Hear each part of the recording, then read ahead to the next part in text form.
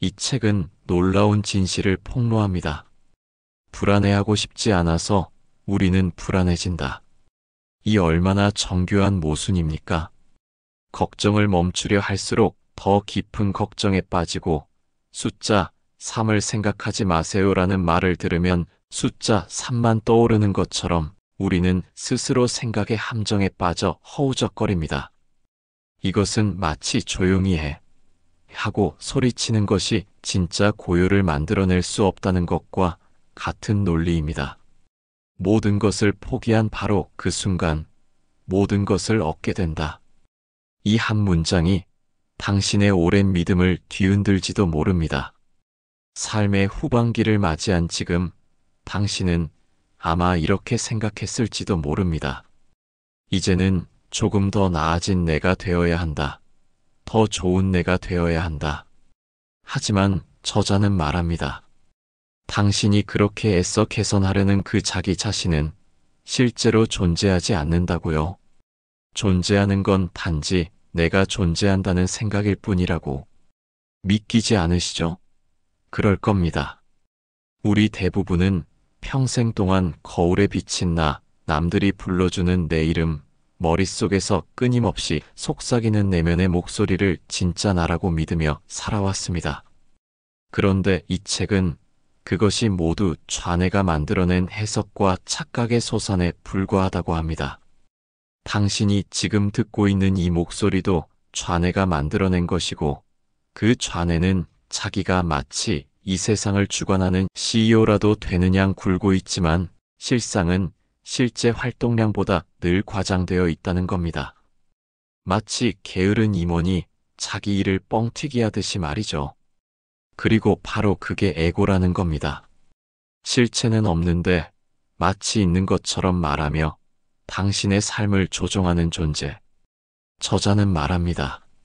에고 의식은 대부분의 시간 동안 꺼져 있고 오직 우쭐할 일이 있거나 불평거리가 있을 때만 작동한다. 혹시 당신도 이런 경험 없으신가요? 조용한 저녁 멍하니 앉아 있는데 문득 아무 생각도 없던 그 순간이 오히려 가장 평화롭고 진짜 같았던 그 느낌. 그게 바로 에고가 잠든 순간입니다. 그리고 그 순간이 바로 삶의 진실에 가장 가까운 순간이기도 합니다. 저자는 우리가 매일같이 에고와의 전쟁을 벌이고 있다고 말하지 않습니다. 오히려 이렇게 말합니다. 당신은 그렇게 자주 에고가 아니며 에고는 단지 생각의 활동일 뿐이다. 그런데 문제는 그 에고가 자기 자신이 매우 중요한 존재인 척 말하면서 당신을 불안과 욕망의 세계로 끌고 다닌다는 겁니다. 당신이 불안해하는 이유는 단지 불안하지 않았으면 좋겠다는 생각 때문이며 행복해지지 못하는 이유는 행복해지고 싶다는 욕망 때문이라는 것. 정말 아이러니하죠? 사실 이런 말은 불교에서 오래전부터 해온 이야기이기도 합니다. 무와 실체로서의 나는 없다는 가르침 말입니다. 에크하르트 톨레도 비슷한 말을 했습니다. 당신은 머릿속의 목소리가 아니다. 그 목소리를 바라보는 자가 진짜 당신이다.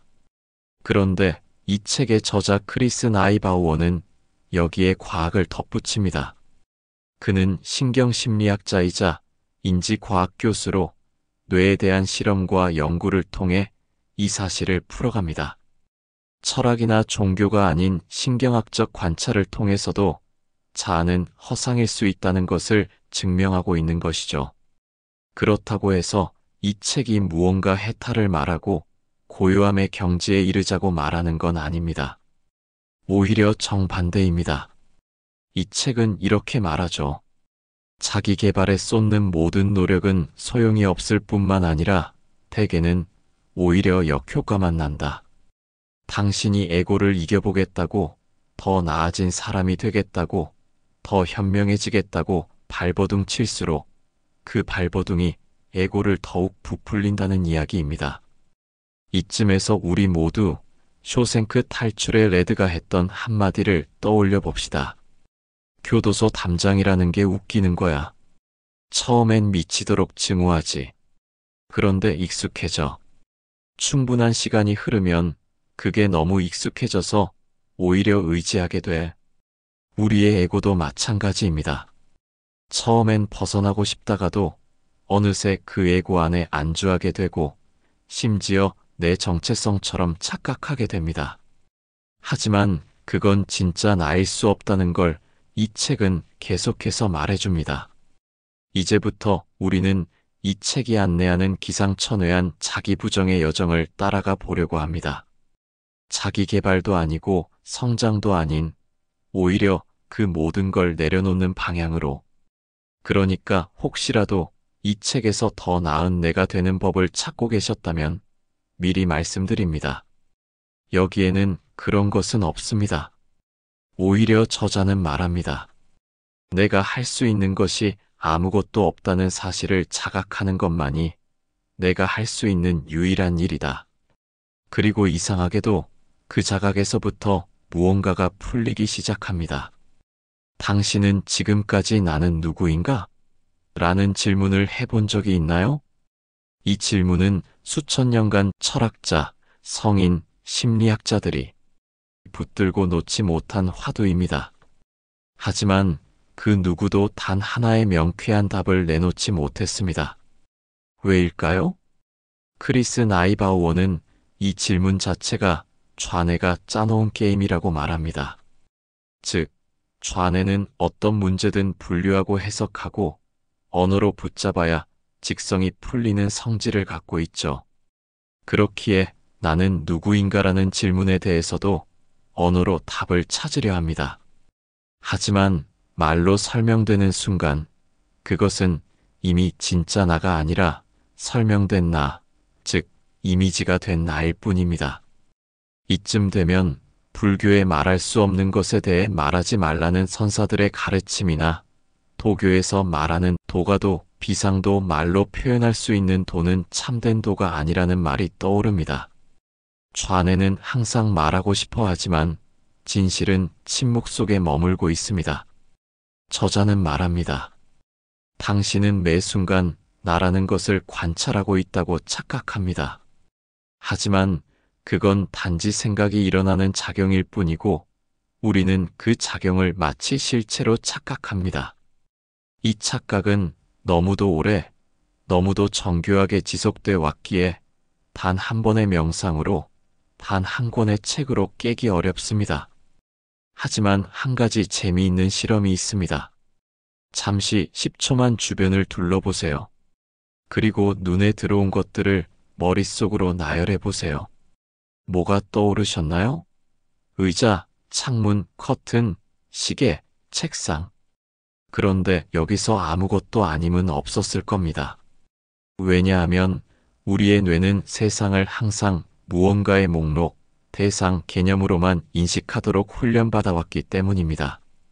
이 말은 곧 우리는 있는 그대로의 세상을 본 적이 없다는 뜻입니다. 저자의 아들 닉이 3살이었을 때 막대 사탕에서 우주선을 보았습니다. 하지만 1년 전에는 아무런 패턴도 보지 못하고 단지 달콤한 사탕일 뿐이었죠. 아이는 세상에 관념을 투사하기 시작하면서부터 점차 현실을 진짜가 아니라 해석된 것으로 보기 시작한 겁니다. 이 장면은 유교에서 말하는 성인은 마음이 없고 백성의 마음을 마음 삼는다는 구절을 떠오르게 합니다.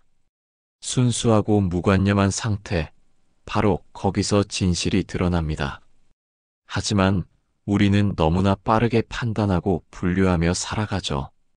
그 결과 나라는 실체도 그렇게 자동 생산된 해석일 뿐인데 우리는 그것을 진짜로 믿고 살아가는 겁니다. 더 충격적인 건 우리가 고통을 느끼는 이유조차 이 해석기 때문이라는 겁니다. 저자는 이렇게 말합니다. 상황이 당신을 고통스럽게 하는 것이 아니라 그 상황에 대한 해석이 고통을 만들어낸다. 이 말이 믿기지 않으신다면 한번 떠올려 보세요. 당신을 분노하게 만든 그 말, 사실 그 말 자체가 아니라 그 말에 대한 당신의 해석이 문제였던 적은 없었나요?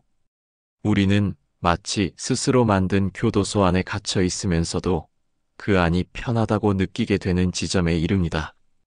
그래서 어떤 이들은 스스로 불평거리를 찾고 누군가에게 본때를 보여줄 기회를 기다립니다. 저자는 그것이 좌뇌적 자아가 자신을 유지하기 위해 끊임없이 갈등을 창조해내는 방식이라고 말합니다. 그렇다고 우리가 할 수 있는 건 아무것도 없을까요? 아닙니다. 우리가 할 수 있는 단 하나의 일, 그것은 바로 알아차림입니다. 불교에서 말하는 관이 바로 그것이죠. 일어나고 사라지는 생각을 붙잡지도 싸우지도 않고 그냥 지켜보는 것. 에크하르트 톨레가 말한 머릿속의 목소리가 되지 말고 그 목소리를 관찰하라는 말과도 같습니다. 저자도 이를 강조합니다. 생각은 단지 생각일 뿐이고 그것을 주인으로 착각하는 순간부터 우리는 고통이 시작된다. 그렇다면 이렇게 관찰하는 자로 존재할 때 어떤 변화가 일어날까요? 저자는 이렇게 말합니다. 그때 우리는 세상을 더 유연하고 장난스러운 흐름으로 보기 시작하게 된다고요. 딱딱하게 굳은 현실이 아니라 유동적인 흐름. 거기엔 무거운 책임도 심각한 실패도 존재하지 않습니다. 그냥 그렇게 흘러가는 것일 뿐. 이것은 도교에서 말하는 무위자연, 애써서 억지로 무언가를 바꾸려 하지 않는 흐름과 하나 되는 삶의 태도와 닮아 있습니다. 삶은 본래 장난이고 진지한 척할수록 진리를 놓치기 쉬운 법이니까요. 여기까지가 이 책이 우리에게 던지는 두 번째 단도직입적인 메시지입니다. 당신은 생각 속에서 길을 잃고 있을 뿐 그 생각들이 당신은 아니다. 그렇다면 남은 질문은 하나입니다. 당신은 여전히 당신을 바꾸기 위해 애쓰고 있습니까? 그 애씀조차 에고의 연극이라면 당신은 언제쯤 무대에서 내려올 준비가 되어 있습니까? 저자 크리스 나이바우어는 이러한 생각으로 생각을 없애려는 시도가 바로 좌뇌가 만들어낸 신경증적 의식 상태라고 말합니다. 우리는 그 상태에 너무 익숙해져 있어서 그것이 병적인 줄도 모릅니다. 누군가에게 화내지 마세요라고 말하면 그 말만으로도 더 화가 나는 것처럼 우리의 마음은 갈등에서 벗어나고 싶어 하면서도 동시에 갈등을 만들어냅니다. 그건 우리 안에 갈등을 원하는 에고가 있기 때문입니다. 우리는 하루에도 수십 번 마음속에서 갈등을 만듭니다. 누군가 내 앞에서 새치기라도 해보라며 분노를 준비하고 전화기 너머의 사람이 무례하게 대하기만을 기다립니다. 왜냐하면 갈등은 우리를 살아있는 존재처럼 느끼게 해주기 때문입니다. 극적인 장면 속에서만 존재를 확인받는다는 에고의 유일한 생존 방식. 하지만 저자는 여기에 아주 독특한 관점을 제시합니다.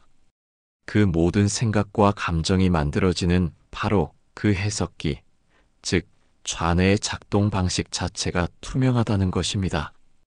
그것은 우리 안에서 모든 해석을 만들어내지만 그 자체는 절대 대상화되지 않습니다.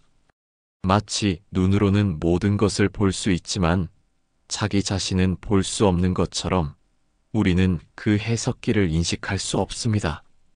그래서 우리는 생각의 내용을 진실로 착각하며 살아갑니다.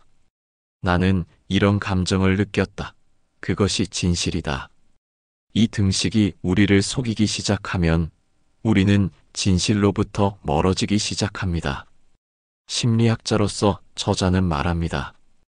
대부분의 심리학은 이 내용을 바꾸려 하며 그 내용을 조정하고 통제하려 듭니다. 하지만 문제는 내용이 아니라 내용을 만들어내는 그 시스템 자체입니다. 마치 심장이 뛰는 걸 멈출 수 없는 것처럼 우리는 이 해석기를 멈출 수 없습니다. 그렇다면 해결책은 단 하나, 그 해석기의 작동을 지켜보는 것뿐입니다. 불교의 명상에서는 이걸 마음 관찰하기라고 부르죠. 유교에서는 성찰이라 표현하고 도교에서는 무의라 말합니다. 즉 어떤 행위도 하지 않음으로써 진정한 조화를 이루는 방식입니다. 기독교의 예수도 이렇게 말했습니다. 무거운 짐진 자들아, 다 내게로 오라. 내가 너희를 쉬게 하리라. 그 쉼은 바깥이 아니라 해석하지 않는 안에서 오는 평온입니다. 이 책은 그런 쉼으로 이끕니다. 그것은 무언가를 더 배우고 쌓고 성장하는 방향이 아닙니다. 오히려 내려놓고 바라보고 웃어넘기는 쪽입니다. 저자는 말합니다. 이 책은 자기 개발의 여정을 위한 책이 아니다. 오히려 그 여정을 포기하라는 초대다. 그런 의미에서 이 책은 노년의 삶과 깊이 맞닿아 있습니다. 젊은 날에는 더 나은 내가 되기 위해 애썼다면 지금 이 시기는 그 모든 애씀의 허상을 바라보는 시기입니다. 어쩌면 지금이야말로 진짜 자유가 시작되는 때인지도 모릅니다. 자신이 부려운 생각들, 두려움, 불안, 과거의 후회, 미래에 대한 초조함, 그 모든 것들이 단지 생각에 불과하다는 것을 아는 순간 우리는 인생의 가장 깊고 고요한 바다로 내려갈 수 있게 됩니다. 누구도 그 바다를 대신 가르쳐 줄 수 없습니다. 그저 저자는 안내합니다. 지도는 실제가 아니다. 우리가 알고 있는 삶의 방식은 단지 지도일 뿐입니다. 당신이 지금 보고 있는 현실, 당신이 생각하는 자기 자신, 그 모든 것도 지도일 수 있습니다. 하지만 당신은 그 위를 걷는 여행자가 아니라 그 지도를 손에 든 사람이라는 사실. 거기서부터 이야기는 다시 시작됩니다. 에고는 들키는 것을 두려워합니다. 자신의 정체가 허구임을, 실체가 아니라 환상임을. 그래서 에고는 자신이 실제라고 믿게 만들기 위해 온갖 퍼포먼스를 펼칩니다.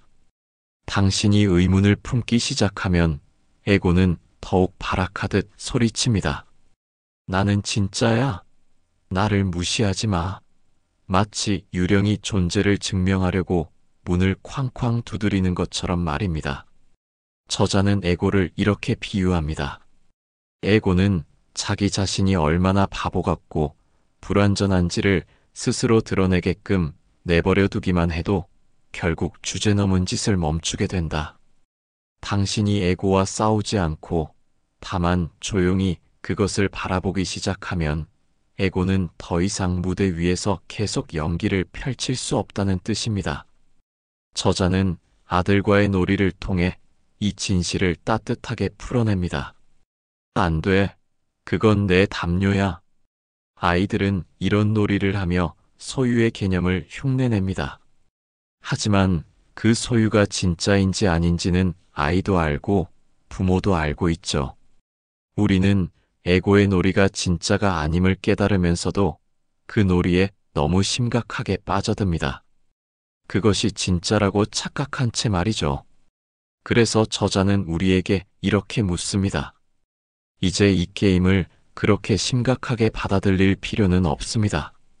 심각하지만 않다면 이 게임은 훨씬 더 즐길 만한 것이 됩니다. 여기서 삶의 태도가 완전히 뒤바뀝니다. 우주는 진지한가요? 아니면 장난스러운가요? 우리가 삶을 진지하게 대할수록 에고는 더욱 활개를 칩니다. 하지만 장난스러운 태도는 에고의 중력을 느슨하게 풀어냅니다. 웃음은 에고를 무력화시키는 최고의 도구입니다. 앨런 와츠도 말했습니다. 생각만 하는 사람은 결국 생각 말고는 아무것도 생각하지 못하게 된다. 우리는 해답을 찾으려 애쓰지만 아이러니하게도 해답은 애쓰기를 멈추는 데서 나타납니다. 그것은 마치 게임이라는 영화 속 장면과도 같습니다. 전쟁 시뮬레이션에서 컴퓨터는 끝없는 틱택토를 반복하며 깨닫습니다. 이기는 유일한 방법은 게임을 하지 않는 것이라는 사실을. 저자는 이렇게 말합니다. 더 나은 존재가 되겠다는 애씀 자체가 부질없다. 성장이 필요 없는 게 아닙니다. 다만 그 성장이 진짜라면 이미 존재하는 것에서 출발해야 한다는 것입니다.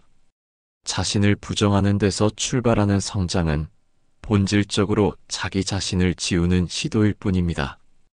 여기서 우리 시대의 자기계발 담론은 철저히 무너집니다.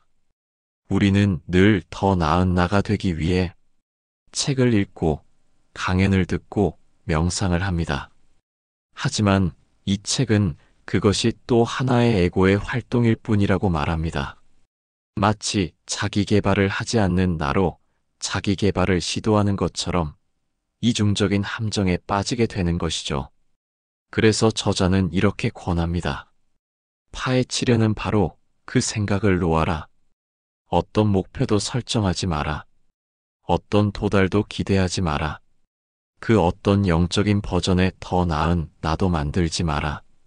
지금 이 순간 아무것도 이루지 않아도 괜찮은 그 자리에 머무는 것. 그게 바로 당신이 그렇게 찾던 해방일 수 있습니다. 이제 당신은 묻게 됩니다. 그럼 아무것도 하지 않고 그냥 살아야 하나요? 그렇습니다.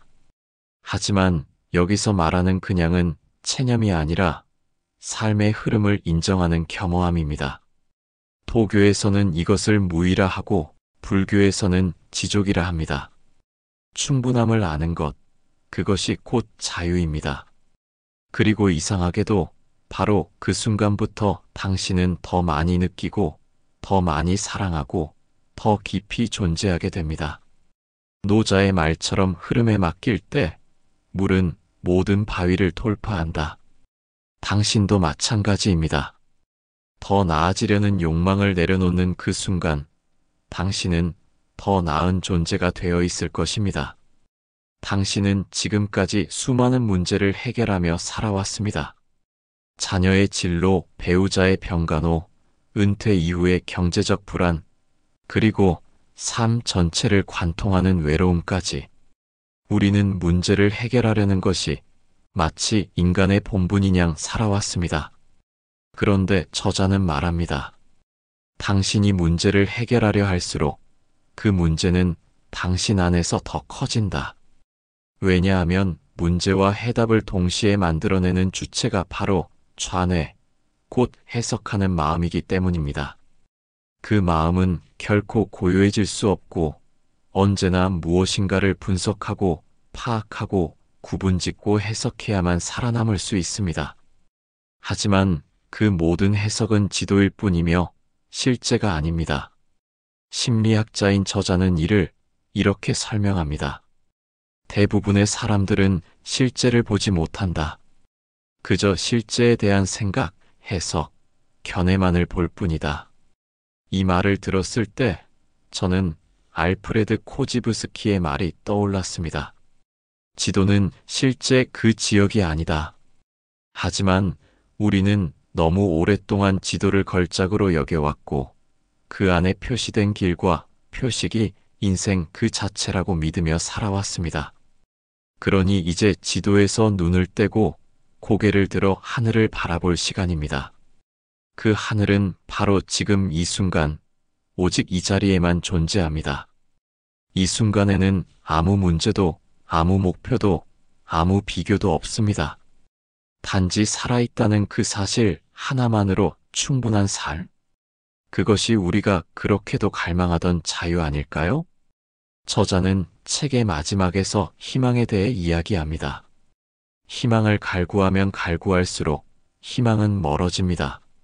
하지만 희망에 대한 집착을 놓는 순간 정말 다른 종류의 희망이 찾아옵니다.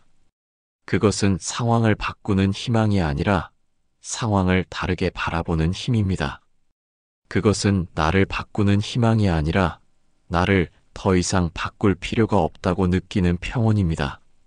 이 평온은 불교의 열반처럼 신비롭고 기독교의 은총처럼 따뜻하며 도교의 무의처럼 가볍습니다. 그 어떤 교리도 필요 없고 그 어떤 수행도 강요하지 않습니다. 그저 지금 여기에 앉아있는 당신을 허락하면 됩니다. 사람들이 시시한 사랑 노래에 질리게 되면 그땐 무슨 일이 일어날까?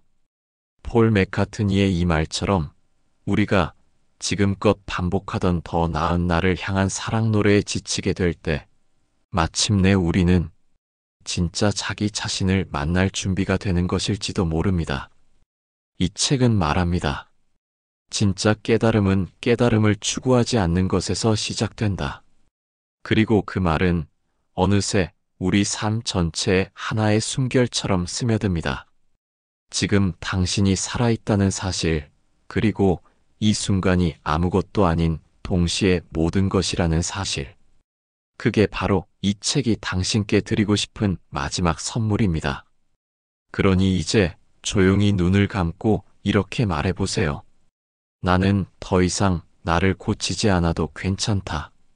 그 순간 당신은 벌써 자유에 도달해 있습니다.